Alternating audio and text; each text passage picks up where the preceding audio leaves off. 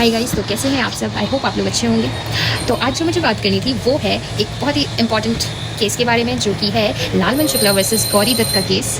ये कॉन्ट्रैक्ट के point of view से बहुत इंपॉर्टेंट है। तो केस में ऐसा हुआ था, जो केस है बेसिकली इस बात पर डील करता है कि अगर कम्युनिकेशन ऑफ ऑफर उस पर्सन तक नहीं पहुंचा है जो ऑफरी है, ऑफरी यानी कि जो उस ऑफर को एक्सेप्टेंस दे सकता है, उस तक अगर नहीं पहुंचा है तो वो एक वैलिड ऑफर नहीं माना जाएगा। इस केस में ये हुआ था कि लालमन शुक्ला एंड गौरी दत्त जो थे, एक सर्वेंट और ओनर का रिलेशनशिप है, प्लस जो ओनर है उसका नेफ्यू यहाँ पर एब्सकॉन्ड हो गया था और वो सर्वेंट को उसने कहा कि आप जो है प्लीज़ इसे ढूंढ के लाइए। उसके जाने के बाद उनने कुछ पैम्पलेट्स ऐसे लगवाए और अनाउंसमेंट की कि क्या कहते हैं, जो भी मेरे नेफ्यू को लेके आएगा या अवार्ड उसको क्या मिलेगा, 501 रुपीज़ का।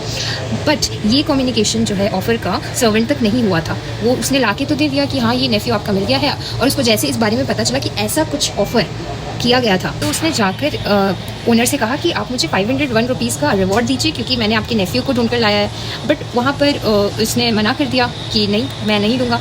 एंड देन उसने कोर्ट केस कर दिया फाइल। देन जो कोर्ट है उनने इसमें ये हेल्ड किया कि जब कम्युनिकेशन ऑफ ऑफर पहुंचा ही नहीं था सर्वेंट तक, जब उसे पता ही नहीं था इस ऑफर के बारे में, तो उसे वो रिवॉर्ड का भी वो हकदार नहीं है। बिकॉज ये तो एक तरीके से सर्वेंट की पहली बात की है, उसकी ड्यूटी के अंदर आ जाता है कि अगर उसके ओनर ने कहा है कि उसके नेफ्यू को ढूंढ के लाओ, तो ये उसकी एक तरह से ड्यूटी भी बनती है। तो उसने अपना जो काम किया, उसने अपने कोर्स ऑफ ड्यूटी के अंतर्गत रहते हुए उसने काम करा है। बट वो इस चीज़ का हकदार नहीं है जो रिवॉर्ड वो मांग रहा है, बिकॉज वो रिवॉर्ड उस तक कभी कम्युनिकेट ही नहीं हुआ था। तो जब उस तक कभी कम्युनिकेट ही नहीं हुआ था, वो कभी एक्सेप्टेंस नहीं दे सकता था उस ऑफर की, तो वो कॉन्ट्रैक्ट बना ही नहीं। तो वो एक तरीके से कॉन्ट्रैक्ट ही नहीं बना। कोर्ट ने अपील किया कि आपको रिवॉर्ड नहीं मिलेगा सर्वेंट को।